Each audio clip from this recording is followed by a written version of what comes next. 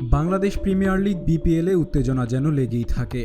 মাঠে খেলোয়াড়দের পারফরম্যান্সের পাশাপাশি কখনো কখনো ঘটে যায় অপ্রীতিকর ঘটনা। তেমনই এক ঘটনা ঘটেছে সিলেট স্ট্রাইকার্সের পেসার তানজিম হাসান সাকিব ও পাকিস্তানের অলরাউন্ডার মোহাম্মদ নওয়াজের মধ্যে। সিলেটের মাঠে বিপিএলের ১৭তম ম্যাচে মুখোমুখি হয়েছিল খুলনা টাইগার্স ও সিলেট স্ট্রাইকার্স। ১৮৩ রানের টার্গেট তাড়া করতে নেমে ব্যাটিংয়ে ছিলেন মোহাম্মদ নওয়াজ। আগের ওভারে নওয়াজ তানজিমের বলেই মেরেছিলেন একটি ছক্কা আর দুটি চার। তবে ফিরতি ওভারে স্লোয়ার ডেলিভারিতে নওয়াজকে ক্যাচ দিতে বাধ্য করেন তানজিম।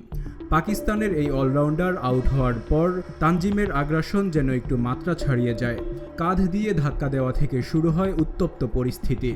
নওয়াজও মেজাজ হারান। দুই খেলোয়াড়ের মধ্যে কথার লড়াই এতটাই বেড়ে যায় যে উইকেট রক্ষক জর্জ মানজি এবং পরে রনি তালুকদার এসে তাদের আলাদা করেন।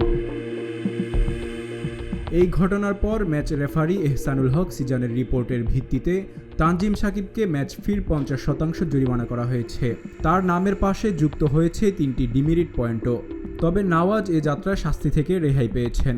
ডিমেরিট পয়েন্ট নিয়ে এখন সতর্ক থাকতে হবে তানজিমকে।